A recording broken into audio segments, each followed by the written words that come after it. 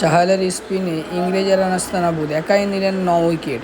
দীর্ঘদিন টিম ইন্ডিয়ার হয়ে কোনো ম্যাচে অংশ নেবার সুযোগ পাননি ইউজবেন্দ্র চাহাল, তবে এবার ইংল্যান্ডের কাউন্টি চ্যাম্পিয়নশিপে বড় ভূমিকা রেখেছেন তিনি।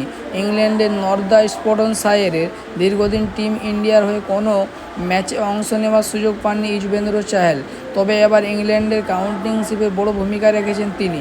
ইংল্যান্ডের নর্দাম্পটনশায়ারের হয়ে দুর্দান্ত বোলিং করেছেন। ডার্বিশায়ারের বিপক্ষে ৯ উইকেট নিলেন দলকে ১৩৩ রানে জয় এনে দিয়েছেন ইউজবেন্দ্র চাহাল। পুরো ম্যাচে ৯৯ রানে নিয়েছেন ৯ উইকেট। এখন পর্যন্ত এটাই তার ক্যারিয়ারের সেরা বোলিং পারফরম্যান্স। এই ম্যাচে নিজের প্রথম শ্রেণীর ক্যারিয়ার ১০০ উইকেট নেওয়ার কীর্তিও গড়েন চাহাল।